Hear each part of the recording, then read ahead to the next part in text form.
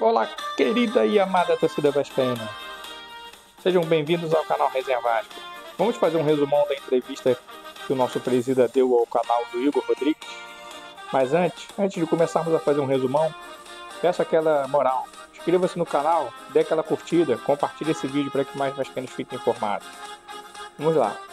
Na entrevista coletiva de ontem, Pedrinho demonstrou que ficou um pouco insatisfeito com alguns colegas de profissão, de ex-profissão no caso, quando ele foi comentarista da TV, uma vez que deram opiniões infundadas sobre a atitude que ele tomou na liminar que ele deu entrada para tirar 7-7 do Vasco. Ele diz que muitas pessoas não sabem nem o que se tratava, nem do que se tratava, nem do que estava acontecendo, nem das causas contratuais que a 7-7 vinha descumprindo já há meses, e deram opiniões criticando e tentando jogar ele contra a torcida.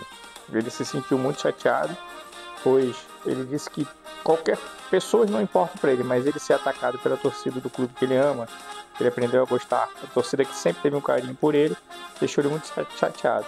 Mas que agora, com o passar dos meses, todos viram que ele estava certo, que a equipe jurídica dele estava certa, e que esses comentaristas, essas pessoas que falaram mal, estavam totalmente erradas, e que não aparecem para pedir desculpa ou para consertar o erro do que falaram.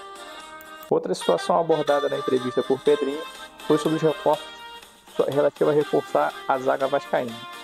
Ele disse que foram tentados vários contatos com vários zagueiros e muitos pediram salários exorbitantes ou não quiseram vir jogar no Vasco. E segundo ele, joga no Vasco, só vai jogar no Vasco quem quer jogar no Vasco e entender a grandeza do Vasco. E que ele não fará nenhuma loucura para pagar salários astronômicos de jogadores que não merecem esse valor.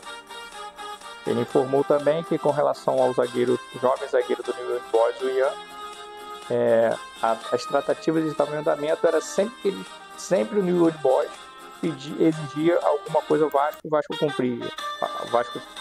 Ele pedia alguma coisa, o Vasco cumpria. Pedia outra coisa, o Vasco cumpria. E assim foram se arrastando as negociações e ele se sentiu bem confiante para a assinatura do contrato. Porém, devido ao acontecido com a contratação do Juan Esposa, onde a 777 não cumpriu com algumas obrigações com o New Old Boys, o time argentino dificultou ao máximo a negociação e acabou enviando o contrato fora do prazo. Com isso, o jogador não veio para o Vasco.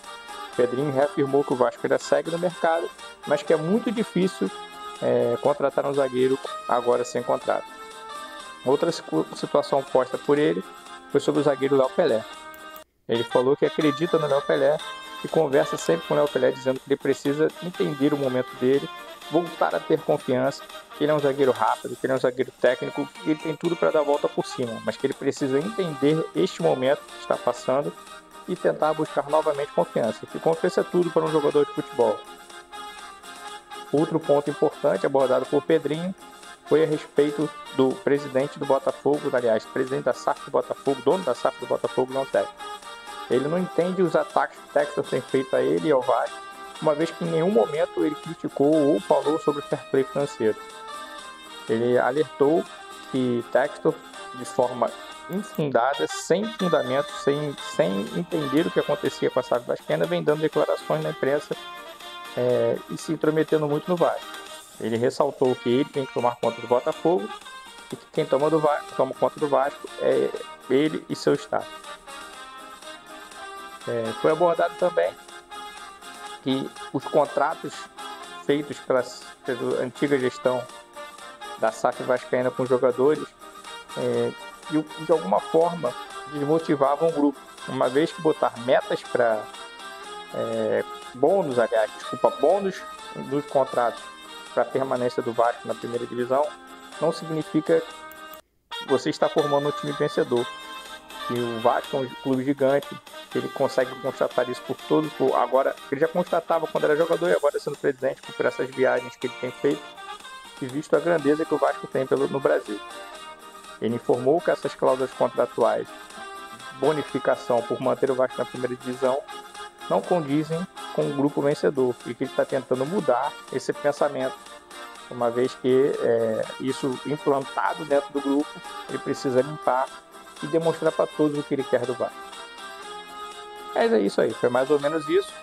O canal Igor Rodrigues, ele fez uma boa, excelente entrevista E aqui foi só um resumão, mais ou menos do que o nosso presidente falou. Querendo saber notícias do Vasco de uma forma diferente, com vídeos curtos, informativos e irreverentes, inscreva-se no canal, ative as notificações e fiquem ligados. Saudações vascaínas!